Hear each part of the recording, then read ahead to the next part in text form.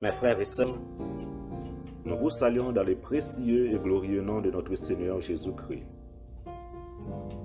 Faisons suite à notre série sur les dispensations. Nous allons aujourd'hui vous présenter la deuxième dispensation, appelée la conscience aux responsabilités morales.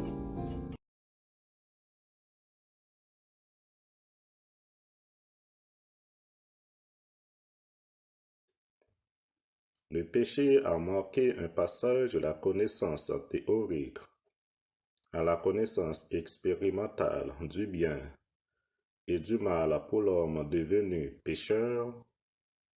Ce dernier va malheureusement faire l'expérience morale par la mauvaise porte. Il devint, par rapport à Dieu, à la fois semblable et dissemblable.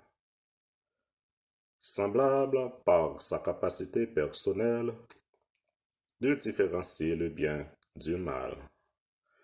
Dissemblable par son choix du mal au lieu du bien.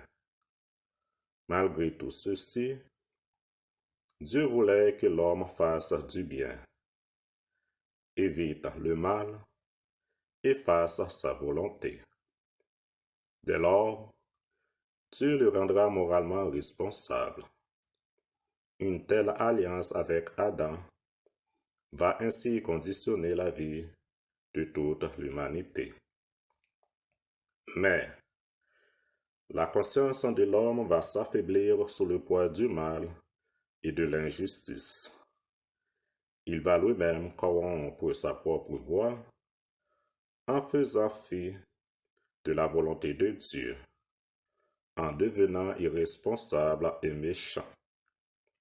Il échoua donc à cette épreuve et Dieu va mettre fin à cette dispensation par les déluges.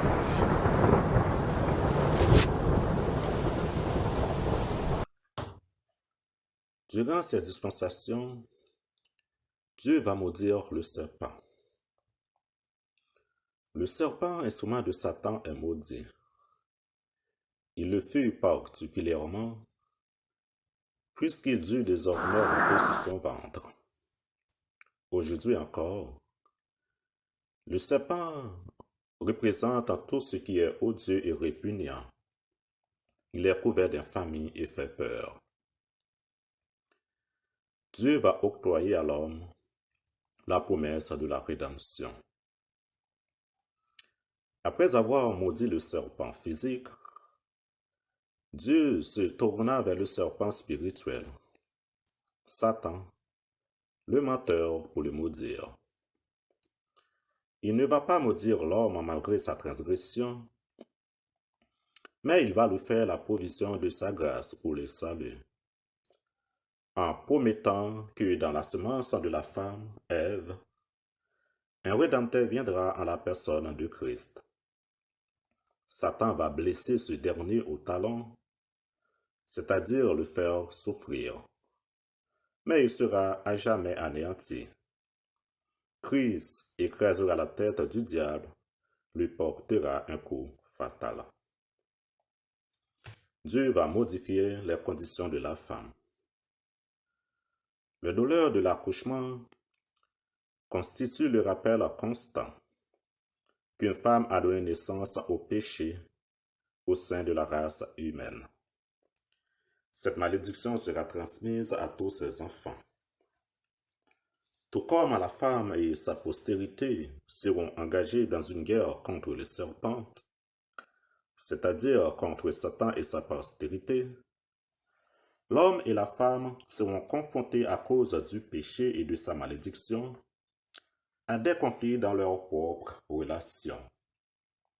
Car le péché a transformé la configuration harmonieuse des rôles définis par Dieu en un détestable champ de bataille de volonté égoïste.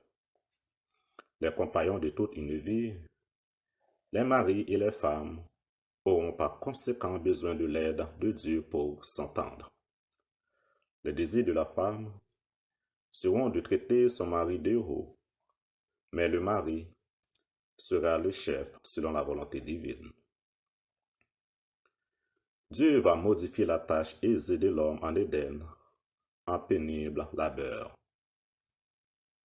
La femme a péché parce qu'elle agit indépendamment de son mari, dédaignant son autorité, ses conseils et sa protection.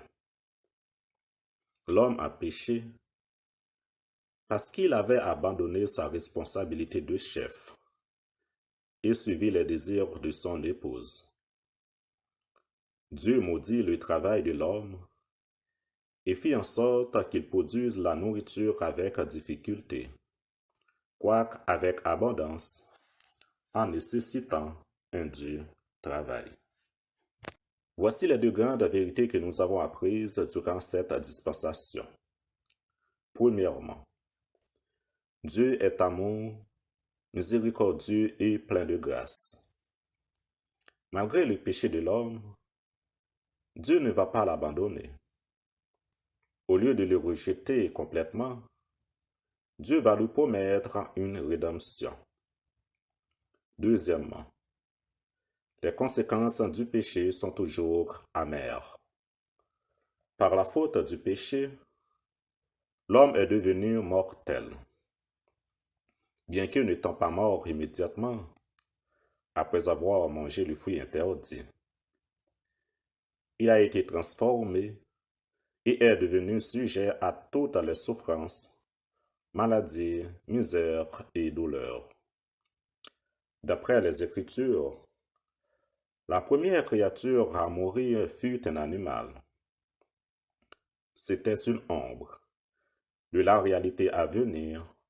Dieu tuerait un jour un substitut pour racheter les pécheurs. En conclusion, l'importance des événements de cette dispensation, c'est pour nous aider à comprendre la mise en place du plan de restauration et de rédemption de Dieu pour l'homme.